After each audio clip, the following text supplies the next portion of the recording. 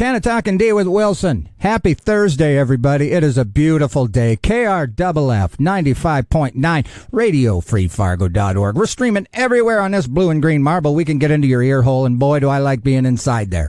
So, open it. Let me in. We're going to talk about cannabis, the benefits of cannabis legalization, and general cannabis news. I've got some fun stuff out of Korea. Man, South Korea have been providing this guy with a lot of extra non-cannabis related fun news stuff for you. So I got a couple more for you that we'll talk about after the first musical break.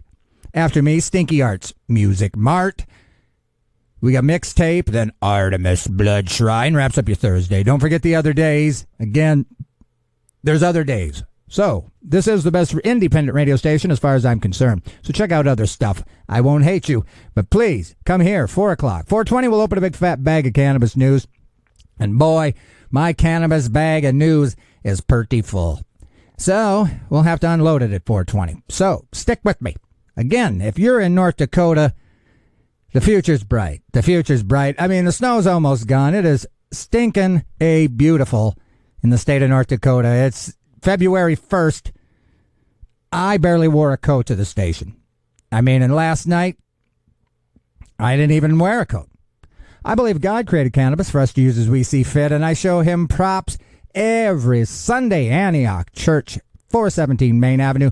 10 a.m. we do a recovery class. If you've knocked the monkey off your back, or you can still feel that little banana eater pulling on your pant leg, he got what you need. We ain't got it. God's got it.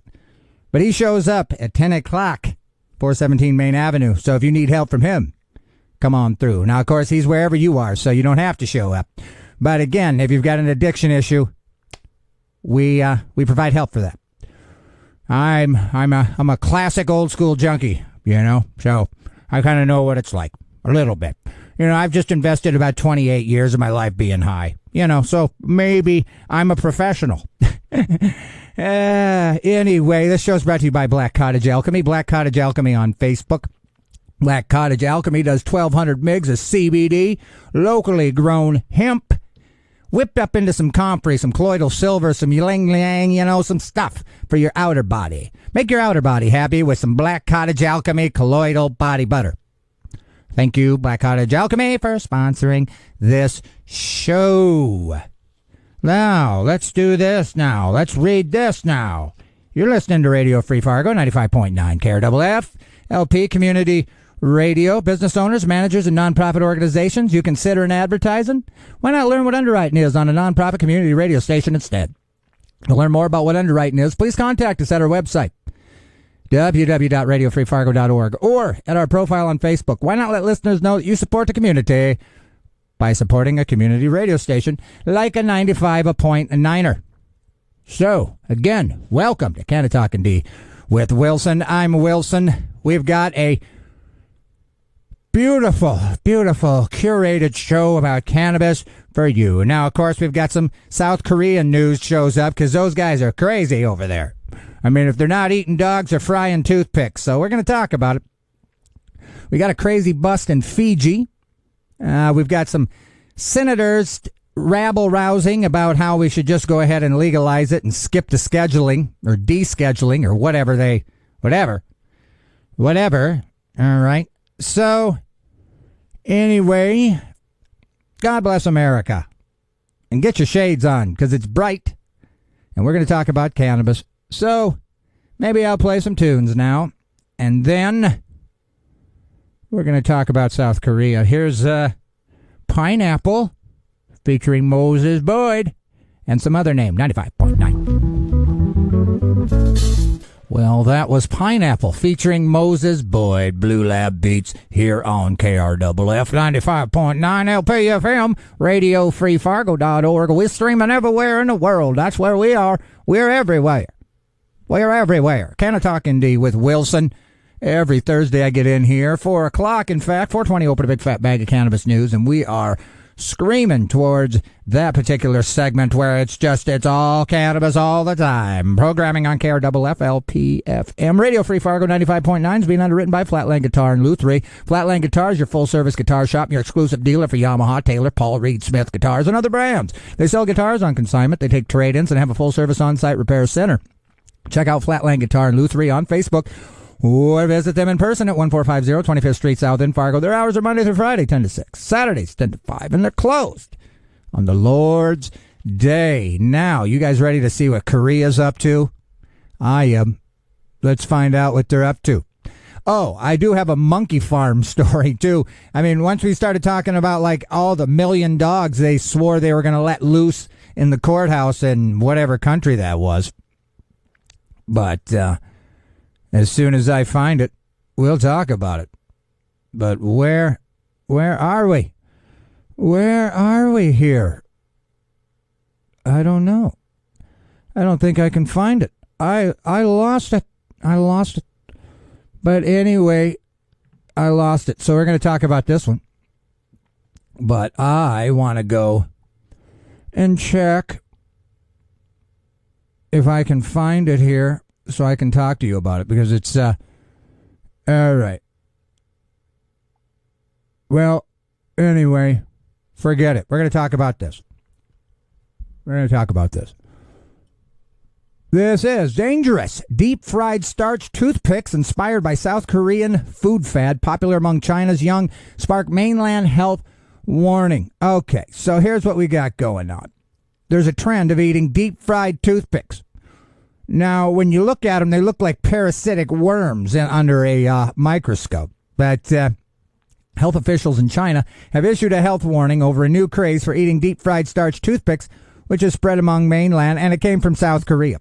So them South Koreans, man, they're eating dogs, eating toothpicks. It's like, what are they going to eat next, them South Koreans? What are they going to eat next?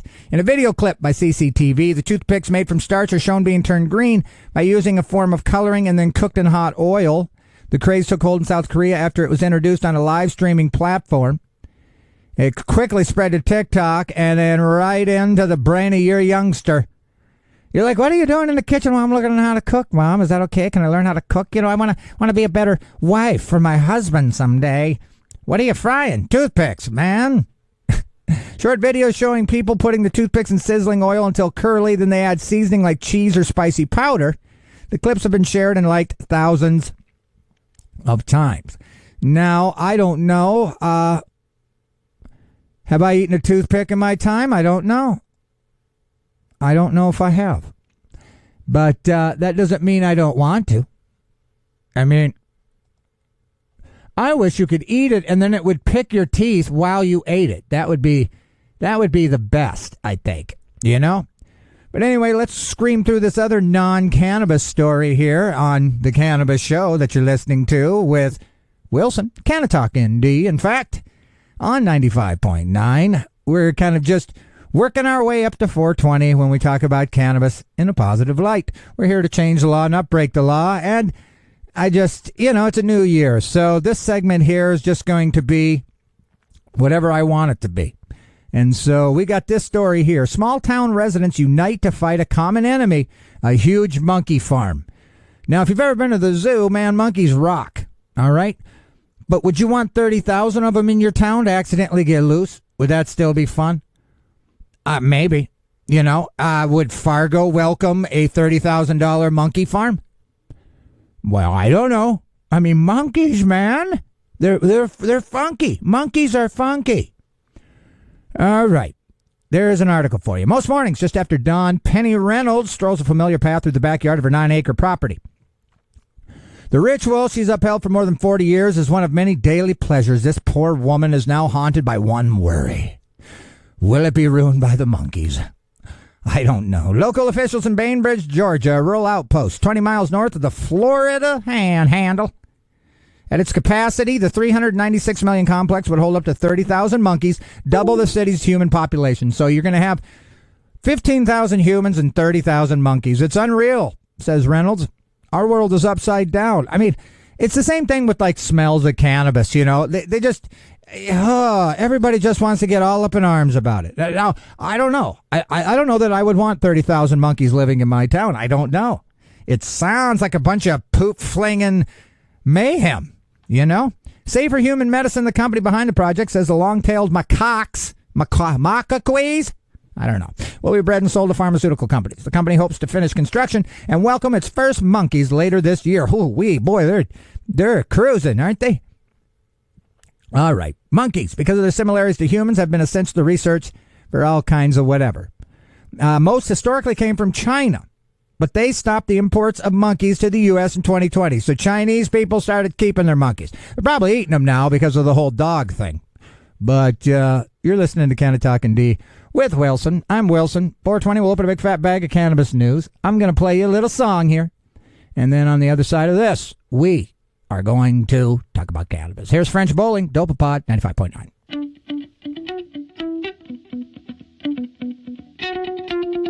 Well, that was French Bowling for you. Dopapod here on KRFF 95.9, RadioFreeFargo.org. We're streaming everywhere on the Blue and Green Marble. We can get into your ear hole, and we're going to do it. But it is 420 soon. So for the first time ever, I'm going to play the intro music right into 420. Isn't that exciting? So, my friends, get yourself a cylinder, some frozen things, if you've got a medical card, of course. Seatbelt yourself in. Canna-Talk ND on the other side of this. Hey, it's Phil from Cannaheads. Like this episode? Hit that like button. And if you enjoy the show, hit that subscribe button to stay up to date on cannabis news, local and national. Listen live on 95.9 in the Fargo, North Dakota region from 4 to 5 p.m. on Thursday. For our non-Fargo region friends, you can listen on your favorite podcast platform. Just search Canna-Talk ND with Wilson. Now enjoy the show. Well, we won't make you wait because you've already had to listen to that, and I apologize for the rough start. And I figured out the problem with automation, and I don't know that it was anybody else's fault but my own. I didn't realize I could scroll up. Scrolling up solved my issues. So, we back on track. We ready to rock. It's 420. Let's talk about cannabis, should we? Now, let's talk about Minnesota quick. Cannabis moment. Minnesota cannabis regulators outline plan to expedite legal sales and give early advantages to equity businesses. Now, anybody that's in Minnesota or could benefit from Minnesota's legal platform, expedite's a good word. That means sooner. And if you know, Minnesota thought they could have it rolled out by 2025. We're in 2024 barely. So that's like a long time, really, to be honest. And unnecessarily long, really. I mean, it seems like it could be pretty simple. But I don't know. I'm not a legislator. But if I was, I would probably tell you, who knows when this could roll out. Maybe 2025, maybe 2027. Who knows? Maybe 2030. I mean, because that's what legislators do. They like to push stuff ahead. They like to give vagary. We're doing our best. We should be done. Hopefully. We're looking to expedite. Well, you're just looking at the expedition. You're not actually expediting. You're just looking at the word. It's wrote on your office paper there. You just read it. You didn't mean it. All right. So now check this out. This is going to flip you out a little bit. Officials in Minnesota hope to begin issuing temporary license for the state's legal industry ahead of schedule. Now check this out. Quote, as soon as this summer, unquote. Whoa, well, that's just in a few months. That's not 2025, is it? With an emphasis on aiding social equity applicants, they said this week during an update. The plan from the state's office management, which would require a change in statute from state lawmakers, would expedite the 2025 market launch and provide early advantages. Doing so would help prevent the licensing bottleneck. We want to include a mechanism for temporary license, particularly for social equity applicants. And when I say temporary license, I mean early license. So as soon as this summer, depending on if the legislator decides to take us up on it. So for all you legislators who are listening to moi, take them up on it, would you? The change would allow equity-owned businesses to secure license ahead of time, and I'm cool with that too. So when the market opens, they have the first availability to launch. Again, I'm loving that. Let the underdog go first. Whoa. Let the impoverished and the ones that suffer the most from illegal cannabis laws, let them open first. Give them a leg up first. Well, holla at your boy. I'm all with it, man. I'm loving this equity-owned. So the first businesses that are going to be open are going to be equity-owned businesses. That is great. Social equity applicants get to open early as soon as this summer, which, man, I mean, again, if you're about Minnesota and cannabis, 2025 was stupid. This summer, well, that's like this summer, so soon. Stinking soon. Now, this is from Cannabis Moment. Washington lawmakers advance cannabis home grow bill, which, again, I never even knew that there was a home grow. I didn't even know that you couldn't. Oh, they want to reduce it. Ooh, that... Washington, what's up with you, bruh? A House committee in Washington State has advanced a bill to legalize the home cultivation of cannabis. Oh, well, so again, like Washington, you couldn't grow? I mean, I just thought you could. So they reduced the proposed plans from 6 down to 4, which is cool, I guess. The panel also gutted a separate bill that would have banned the sale of high THC cannabis products to people under 25, replacing that provision with one instead requiring retailers to warn customers about the potential dangers of high-potency products. Well, man, high-potency products is a new thing, folks, and objectively, what can you say about it? What can you say about longevity with high-potency products? You can't. You can't tell me that. It ain't been around long enough. I mean, is there concern with higher potency? I don't know. But I do know this, that when cannabis was right around that, and there wasn't all kinds of concentrates and diamonds and 100% and, take all the flavor out, put in all the strength, and it was all around, 10% and 15%. You just didn't hear about the things that you hear about now. That's all I'm saying. I've just heard, you're seeing it in the news. Now, it could be scare tactics, of course. But Washington is thinking about it. All right? So, they're going to advance the modified THC bill. It's just, so it'll just be a warning now. I heard back from a few folks who thought that 6 plants or more for personal home consumption might be a little too high. He thought that the amended bill would be a great compromise. All right. This bill is silent on how we best protect our waste management, folks. Reeves also said that the bill falls short on addressing our equity concerns and making sure that we are protecting black and brown constituents.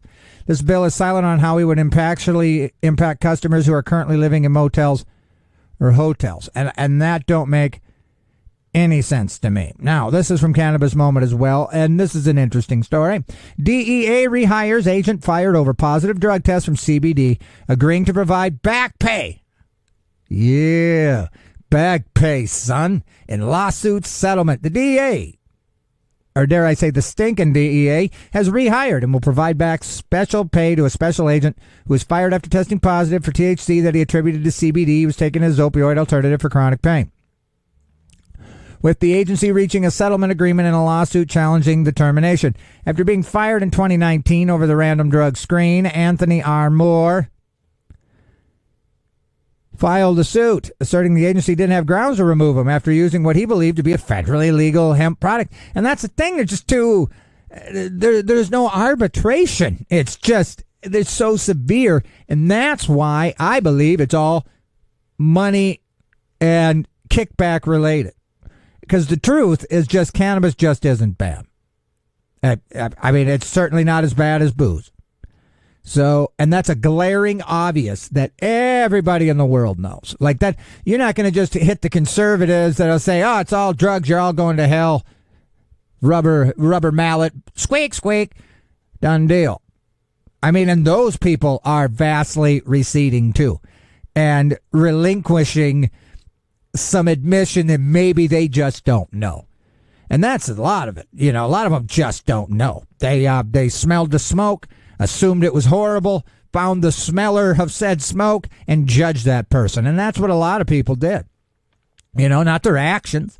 Because I don't know any sort of weird, crazy actions of a stoner. Except for maybe like that glinty eye and a weird smile as they're eating their 13th fudgesicle. I don't know. That might be kind of weird. But fudgesicles are good, bruh. So why only eat one? I don't know. So, Armour prevailed. DEA agreed to reinstate him with some back pay. The New York Times first reported the agency also agreed to cover the plaintiff's legal expenses, though one court filing in the case said that each side shall bear its own attorney fees. Throughout the lawsuit, the Judgment Department acknowledged He was an outstanding special agent during his 16 tenure, but they said his reckless conduct in consuming CBD justified the termination. See, that's just crazy. Reckless conduct. How dare he? Reckless driving. You can take out some mailboxes and a cat. That's reckless driving. Taking CBD for your pain? I don't see that being reckless at all. In fact, I see that very smart. I mean, because the addiction rate is, I mean, come on, Oxycontin, CBD. I mean, what are we doing? I'm excited to be getting back to work at DEA. Yeah, I bet, man. Just walking through there like, sup, suckers? I'm back. I hope to finish my career at DEA by helping its mission in taking dangerous drugs like fentanyl off the streets. Well, that's what we need. So DEA notably did not have a CBD policy, and I can assure you, though, they will. I can assure you now, a CBD policy is on its way up the ranks. For its workforce at the time of the termination, which came about a year after hemp. See, again, these, whatever. The agency did amend its policy. Of course you did. Updating a questionnaire to only ask about hemp and cannabinol use prior to the crop's federal legalization. Multiple federal departments have similarly adopted CBD guidance that generally caution against using the non-intoxicating cannabinoid in the years since. The settlement agreement comes as the agency completes a broader review. And so, again, we'll see where they schedule this, we'll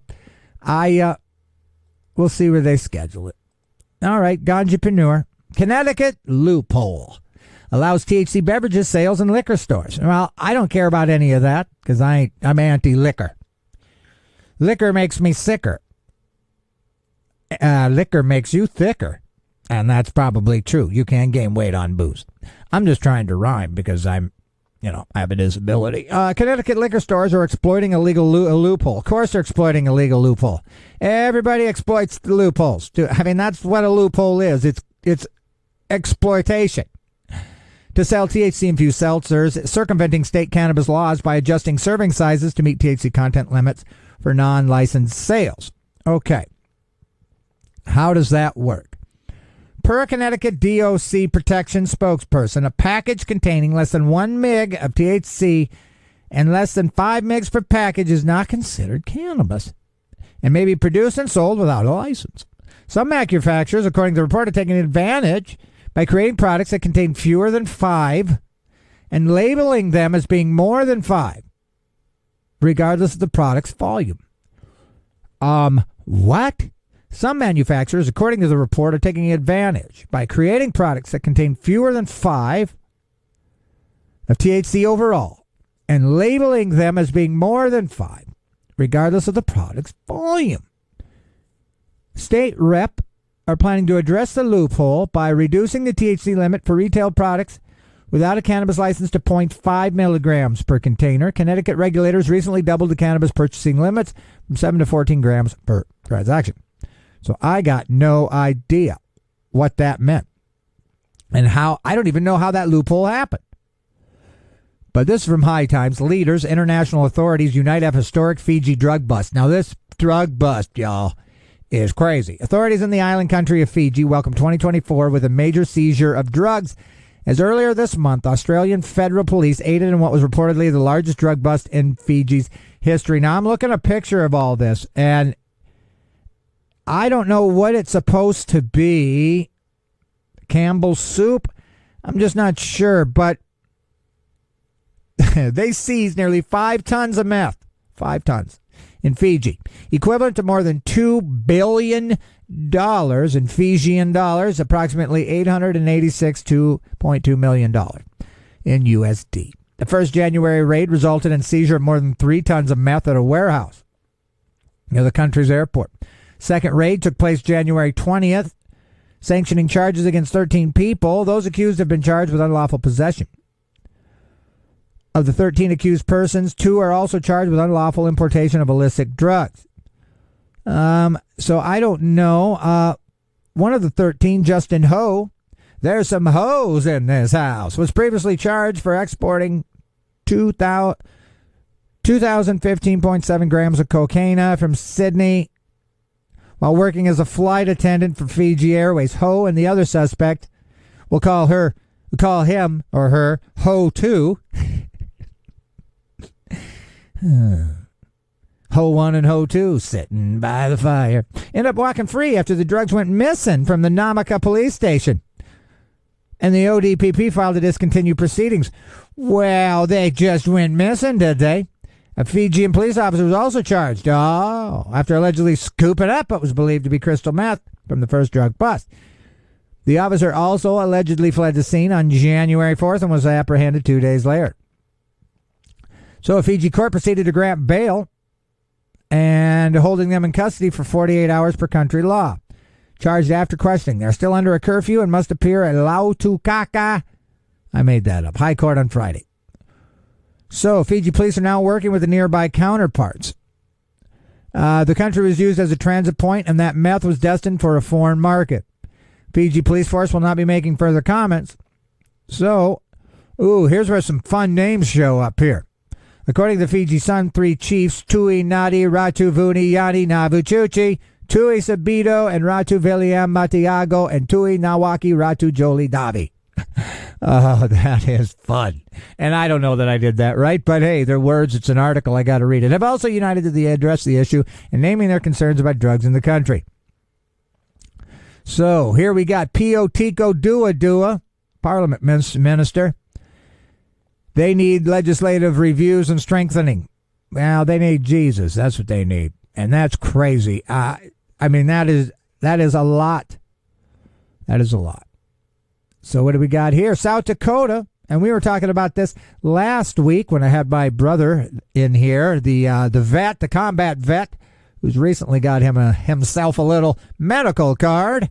And we'll have to have him back in. It was good having him in here. Because I'm kind of curious, and if you were here last week, you know he was having dosage issues, because they kind of just throw you out in the breeze and say, here's your card, go play around, see what you want. And that's no other medical dosage plan is that way. I mean, you even get a label that says once a day, for a day, I mean, very specific. They even have at the pharmacy, they'll have a guy come out and they'll talk you through all them stupid sheets nobody reads, right? You just leave in your glove box. So we'll have to have him back in here once he's leveled out and we can see how, how do you come up with correct dosaging when you don't have a doctor helping you? You don't have a nurse helping you. I mean, I suppose there's nurses. I suppose I know some that I could turn people on to. But your journey with cannabis medically is kind of a journey. I mean, who's telling you don't know dosages? I mean, you can green out. You could be giggling in your closet. You could take too little, take too much, take some when you think it'll put you to bed. Now you're up. You think, you're going to use it for, say, gardening, and then you're in your hammock drooling. So dosages with cannabis is interesting. It's interesting. I mean, because it is funny to me that it's allowed and it's treated medically as a medicine. But it certainly doesn't come with any sort of help as to how much to take, when to take it. And thankfully, my brother knows me. And I mean, I've been in the cannabis game since I was a teenager. And by game, I don't mean game. All right. I'm just saying I'm aware of its benefits for that long. Yeah, skip that game thing. I ain't in the game. The only game I'm playing is Parcheesi, bruh. Parcheesi. Has anybody played that game? I haven't, but it sounds fun, but I don't know, sounds cheesy. South Dakota legislators shut down bill restricting medical cannabis access for patients. South Dakota members of the Senate, 5-2, decided Wednesday to postpone any additional proceedings regarding legislation, Senate Bill 82, which aims to limit the medical cannabis access to a sweeping number of patients. The proposed bill aimed to limit patients to receiving medical cannabis recommendations exclusively from their primary caregiver. Out of the 9 bills, 7 are still under review. These include measures to increase the cost of dispensary license. It's just, these are stupid. They're stupid. Authorize cops to search dispensaries. Are you kidding me? And to require prescribers to inform a patient's primary care doctor when they get their medical cannabis card. Why? What? Why would you need to make a bill to make sure that I call my doctor when my medical card shows up in the mail. Stupid. According to Jeremiah, a lobbyist for the cannabis industry, he goes, the good, if you can call it that, news is that of the 9 bills, the shutdown Senate Bill 82 is the most troubling. It would have made it significantly easier for doctors who offer cannabis as a treatment to face criminal charges. Senate bill is absolutely the most critical threat out of what's out there. They got a lot of feedback from patients on that one. They poked the beehive, and the bees came out. In his testimony, Murphy stressed that 30% of Americans do not have a primary care physician. Potential for criminal charges against doctors was a crucial consideration. Now, they also wanted you to stinking put a sign out. And they wanted to fine dispensaries if they didn't put that sign up. Well, we talked about it last Thursday, and so they've decided that you cannot fine them. It's just, you just can't force it. You can't force it. So let's see what up with Amsterdam. This is from High Times. Amsterdam mayor advocates for legal cocaine sales.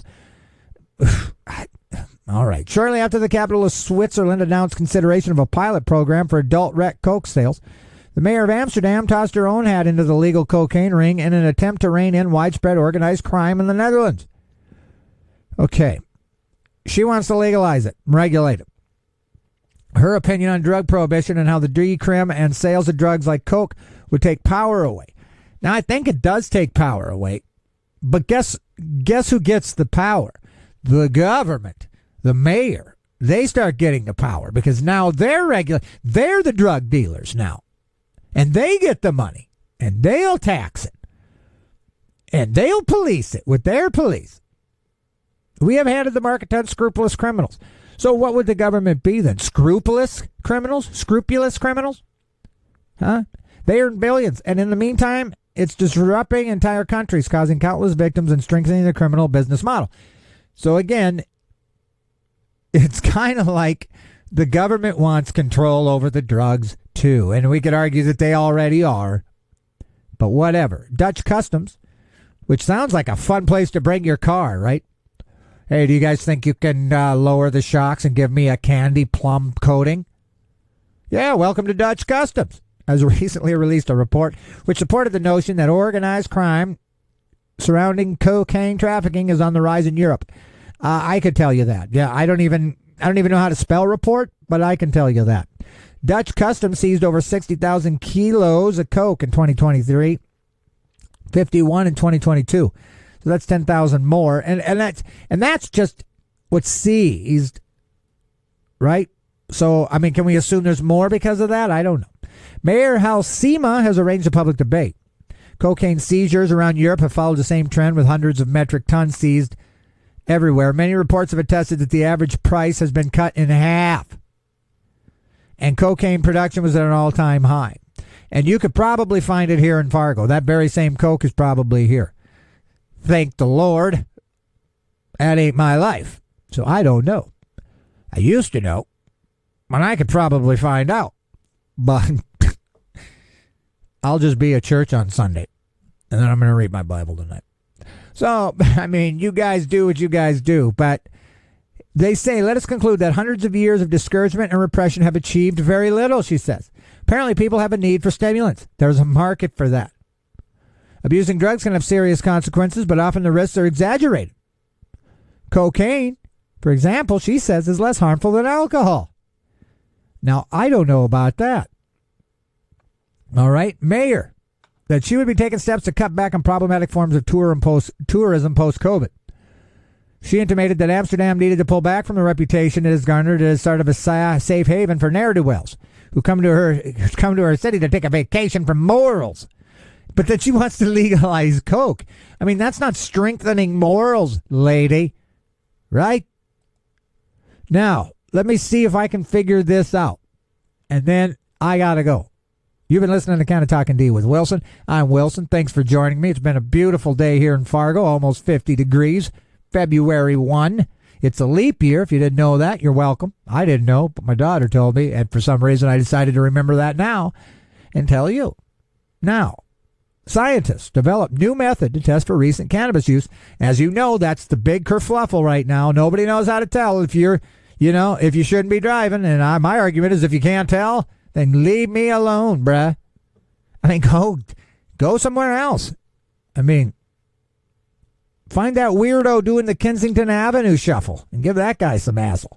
Scientists develop new methods. So, it's more accurate than standard blood tests that sometimes misrepresents a person's impairment. And they're actively working to build on that research with expanded study. Okay. Point out the testing standard can be unreliable. Okay, so since THC accumulates and lingers in fat tissue, daily users may maintain constant elevations of THC in the blood even after the effects abate. Okay, so a more accurate method the research has found is by analyzing the molar, okay, now we're going to get technical here, molar metabolite ratio of THC to THC-COOH in the blood.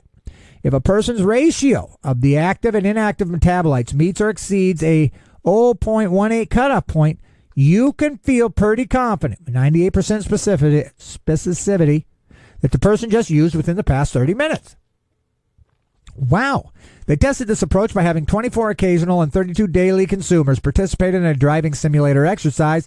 Participants had their blood analyzed at a baseline and then 30 minutes after a 15-minute smoking interval. And like I said, they're not judging, they're driving. Isn't that crazy? They put them in a driving simulator exercise, but they aren't watching their driving because they drive fine. They drive fine. It's just now they want to see if it's in their blood because they drive fine. Because if they didn't drive fine, well, they wouldn't need to do this test with of their blood. They'd just have them drive all high. And then, they're hitting cones. They're not paying attention. They're listening to their music. They're looking in the back. They would just do that. But they can. Like drunk driving, they're not testing tests. They give you drinks, and then they have you drive around cones, and your stupid drunk hind end's hitting them. They go, he failed the driving simulator exercise. But with cannabis, they do a driving simulator exercise and then are just testing your blood. Basically what nobody can see. They're going for invisible, hidden proof that you're on something they can't tell on the outward appearance of you. To me, is always the mystery. But the study revealed that the molar metabolite ratio yielded results with 98% specifics. There was a 2% false positive. By comparison, testing for THC alone yielded 88% specificity, whatever. 73% sensitivity and 80% accuracy. The principle behind the study is basically you're looking at active drug versus inactive because THC and hydroxy-THC are active. Hydroxy-THC is what happens after your liver when you're using edibles. And they say it's a hydroxy number 11, and they say it's the most psychedelic type of cannabis is after the liver metabolizes it. As the ratio of active forms to inactive forms decreases, the more likely that active form represents the tail end or residual of smoking that occurred many hours ago. So one limitation of the more recent study was that the blood was tested 30 minutes after consuming, but in real-life scenarios, such as after a car accident, it would take longer before a person is tested. So I'll keep you posted on all that stuff, but it is definitely interesting, isn't it? Well, you listening to another Canna-Talk ND with Wilson, programming on 95.9 Radio Free Fargo KRFFLP has been underwritten by Drummer's Journey. Drummer's Journey offers percussion instruments, hardware, electronics, accessories, and more. They have full service for drummers, including repair, custom building, and lessons. Drummer's Journey is located at Highway 10 East Mall in Moorhead. Their hours are Monday through Thursday, 11 to 7. Fridays and Saturdays, 11 to 5. Sundays, noon to 5. For more info, check drummersjourney.com. They have a profile on their Facebook. You know what I mean? All right, let's play some music. Here's brand new Matteo Mancuso, Silk Road, 95.9.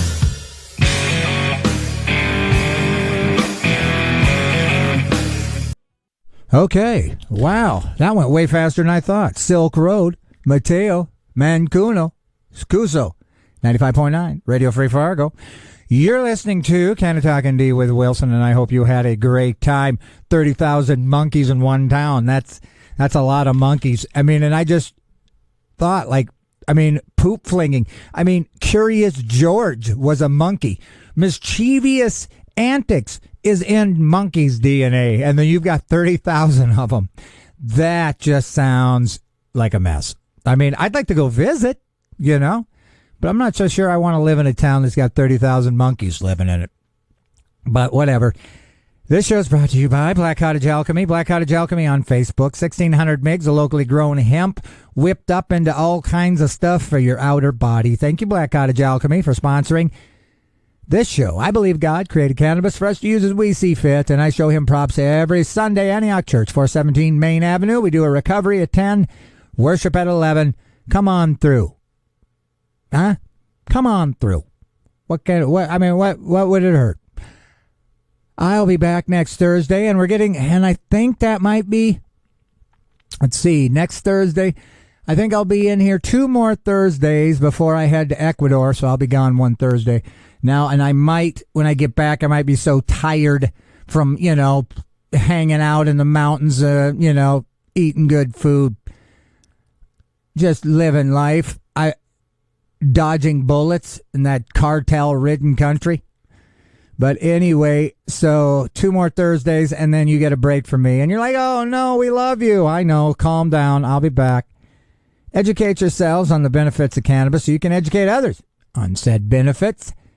Like I said, we'll be back in next Thursday. I'm going to get out of here. This is Judgment Day. David Allen. Peace.